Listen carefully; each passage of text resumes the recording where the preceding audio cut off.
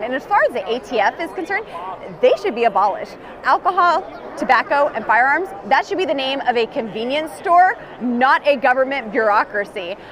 This absolutely has to come to an end. Me and my colleagues, we have fought the ATF on so many issues. They have more than 1 billion names in a database of firearm purchases throughout America. That sounds like a registry to me. That is unconstitutional.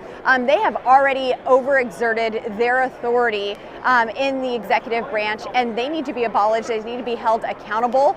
So this is Lauren Boebert calling for the abolition of the federal agency focused on enforcing federal firearm statutes and investigating arson, bombings, and explosives. Because I'm sure if you ask Americans which agency they'd like to see eliminated, it's the one regulating explosives.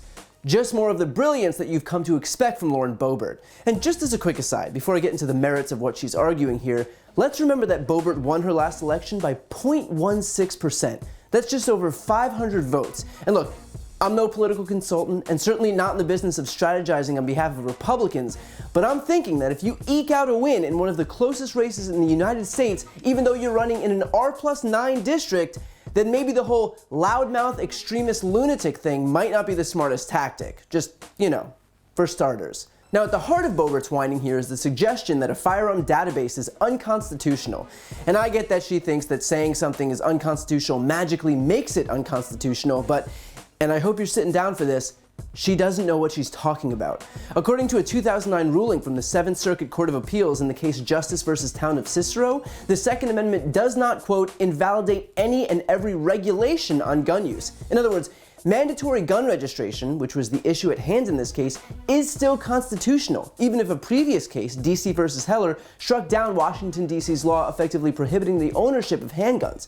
So when Lauren Boebert puts on her little lawyer hat and pretends to know what she's talking about, please remember, she doesn't. And if the 7th Circuit wasn't enough of an authority for her, let's look at the Supreme Court, specifically two conservative justices. First, Antonin Scalia, arguably one of, if not the most conservative justice in our lifetimes in that court, wrote in his Heller opinion, quote, like most rights, the right secured by the Second Amendment is not unlimited. Nothing in our opinion should be taken to cast doubt on long-standing prohibitions on the possession of firearms by felons and the mentally ill, or laws forbidding the carrying of firearms in sensitive places such as schools and government buildings, or laws imposing conditions or qualifications on the commercial sale of arms. William Rehnquist, the former Chief Justice of the Supreme Court and a Reagan Republican appointee, once wrote a memo saying that there is, quote, no serious legal obstacle to registration. Although, I guess we shouldn't be surprised that Lauren Boebert thinks she knows better when it comes to conservative jurisprudence than a former conservative Chief Justice and probably one of the most conservative justices to ever sit on the bench. And even the pro-gun partisans agreed. Alan Gottlieb, founder of the Second Amendment Foundation, said, quote, I think under the Heller decision, registration would be constitutional. And Don Kilmer, an attorney in San Jose, California, who sued 2 California counties for denying citizens permits to carry concealed weapons, said, quote, registration is probably not unconstitutional. There's a difference between registration as a permissible regulation and a registration as good policy. But let's say you're Lauren Boebert and you don't believe the 7th Circuit or pro-gun advocates, which would make sense because Republicans generally love the laws right up until the moment those laws become inconvenient for them, then let's just look right at the Constitution itself. The Second Amendment says, quote, a well-regulated militia being necessary to the security of a free state, the right of the people to keep and bear arms shall not be infringed.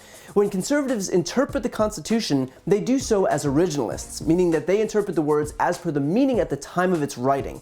Declan McCullough, writing for CBS News, explained, quote, the problem for gun rights advocates is that if you look at the language and customs at the time the Second Amendment was written, laws like the Militia Act of 1792 pop up. It required men between the ages of 18 and 45 to register themselves for militia service and specified they have certain weapons such as a good rifle. Similarly, a report from Philadelphia in 1823 showed that there were 12,678 rifles in private hands, indicating some records of who owned that.